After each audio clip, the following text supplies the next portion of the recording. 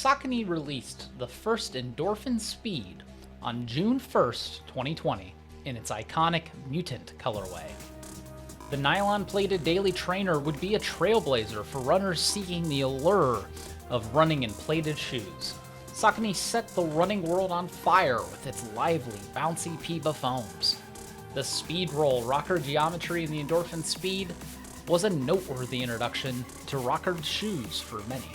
The Endorphin Speed 2 released June 1st of 2021 and furthered the legacy of making the shoe that was great better. The Speed 3 released August 24th of 2022 and was a divisive entry, choosing to make the Speed a better all-rounder and wider in platform. The Speed 4 released February 29th of 2024, with tweaks attempting to toe the line between the 2 and the 3.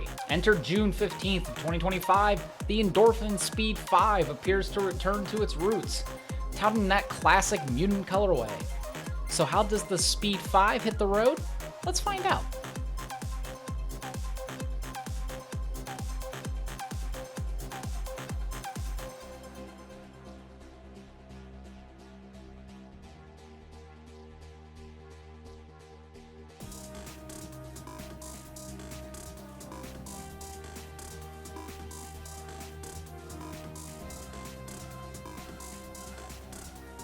Welcome to the AmeLiaRun channel. My name's AmeLia, and today I'll be doing a review of the Saucony Endorphin Speed 5. This is a shoe I purchased for myself from REI, and my size is 8.5M. Like all my reviews, I'll be going over the nerdy details for the shoe, as well as discussing fit, predicting the durability, ride, versatility, and also the value of the shoe.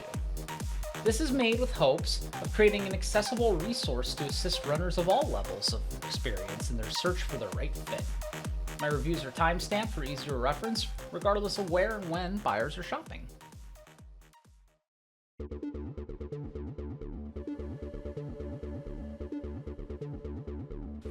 Getting into the nerdy details for the Speed 5, the shoe is priced at $175, but you can sometimes find it discounted for about $160. At 8.4 ounces, the Endorphin Speed 5 makes for a compelling running shoe that can handle faster, daily, and even some lighter miles that you might call upon it for. At 37 millimeters in the heel stack, 29 millimeters in the forefoot stack, you're looking at an 8 millimeter drop. The Speed 5 may feel similar to the Speed 4, as it shares an identical weight pretty much, give or take, depending on the size, and then also the same drop. Powered by Saucony's AmeLiaRun PIBA Super Foam, the Speed 5 relies on its nylon plate and well-renowned speed roll rocker designed to propel runners across many paces. The Speed 5 utilizes a super responsive sock liner. This is something akin to what they had in the Endorphin Speed 4, but it has noticeably less material than the Speed 4 had. Speed 5 also utilizes a hexagon mesh breathable upper that is complemented by this durable in-house outsole rubber thing. Speed 5 fits true to size. It is very reminiscent of the Endorphin Pro 4. I'd say more than the Speed 4, honestly. The uppers felt very light and breathable, which is something that the Pro 4 had going for it. The sock liner and material stretched well for my tall instep. I still had to do switching up on my lacings. Again, that's more on me than the shoes themselves, as I always say. I never had any issues with heel slippage or sliding around when I changed paces throughout several types of runs, and these were surprisingly cooperative around like corners even. I will say, projecting durability for the Speed 5, I think this shoe will hold up very well past 200 miles. I find these remarkably similar to the Speed 2. They have less materials on their outsole than the Speed 4, which concerned me a little bit, but there's nothing concerning regarding wear after about 30 miles in these shoes. I have been using these specifically for strides, speed workouts, up-tempo days, but I wouldn't have any concerns with taking it out for daily miles.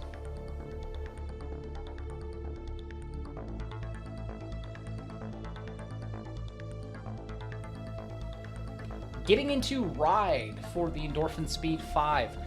Sometimes in plated rockered shoes like these, I can have trouble dialing in my pace since it feels like they want to accelerate really quickly. I know for some people that's, hey, no duh, that's what I want for my shoe. But for other folks, maybe they want something a little more balanced. Maybe they want something a little more in control when they accelerate. I found it easy to get along with this shoe in that regard because it has a really high energy return. It doesn't matter if you're trying to use it for like anaerobic or just daily miles. Keeps a lot of pep in your step, but it never feels like it's getting too carried away. You don't feel like, oh man, it's going right downhill and I can't slow it down, figuratively speaking. You know, my foot moves really, it rolled really smoothly throughout this rocker geometry. Really inspired confidence. You know, I've had some issues with plated shoes in my Achilles, as I've mentioned in the past, but I've never really felt any pain, knock on wood, in a pair of Endorphins, even back when I had really bad Achilles issues. Worth noting, during one anaerobic exercise, as I mentioned a little bit ago about how I feel like these help on cornering, I hit a pothole, and this stretchy upper really, like, it just caught my foot in just right, like, I don't know if it was a combination of timing, positioning, whatever. Really only felt like a stinker, which in some shoes, when I hit a pothole, the shoe kind of feels like it comes with me, which can kind of make it a little more lingering of a boo-boo, so to speak. While these are comfortable going at faster tempo speeds, I think the Speed 5 really smoothly handles easier paces with poise. The flare on the lateral side of these shoes, as you can see, sorry, everything's always going to be in reverse, so it would be right here. That flare, I get a feeling that it's kind of like biased towards the lateral side. It makes the shoe, I think, a little bit stable, honestly, particularly for overpronators, but if you're like me who underpronates badly, you start to notice it usually about 3 miles in. Kind of felt like my foot was bonking up against that side quite a bit. I probably wouldn't take these out past further than 3 miles because of that, but that's just me. I think it's a very competent shoe if you don't mind it having some mild stability in it.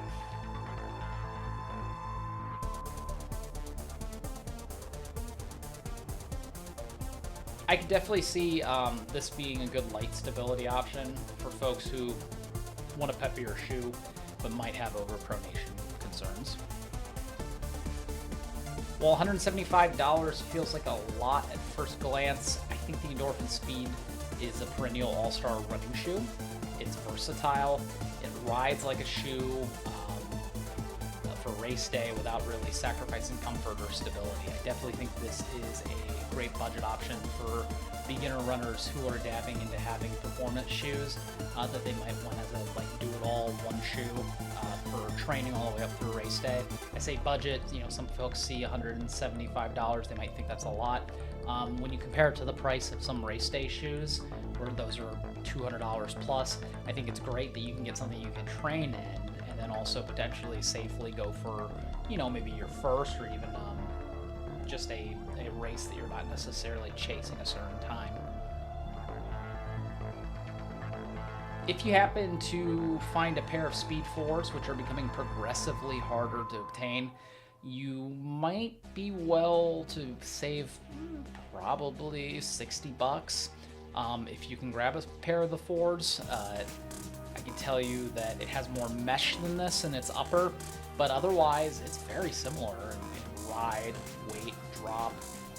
I love both of these and the 4s. Can't go wrong with either, really.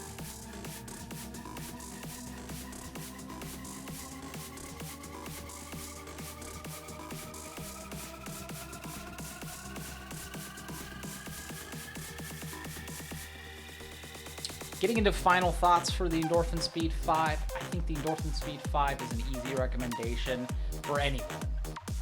You know, even if you're remotely interested in trying out a plated daily trainer, I would say to make a comparison to vehicles, the Endorphin Speed's speed roll rocker and the nylon plate here in it definitely feel like Toyota's hybrid systems, hybrid battery systems.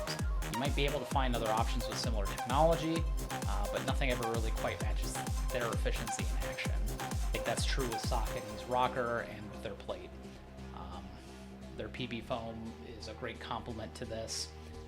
It really feels like the gold standard for this type of trainer, and you can see a lot of other companies taking notes. You can tell there's inspiration in certain plated trainers from other companies, thanks to the influence the Speed 5 has had. With that said, I hope you've all found this video helpful. I hope you've all found this video informative. Please consider subscribing. It helps the channel. And let me know if you have any questions, and I will see you all in the next video. Thank you. Stay healthy and safe.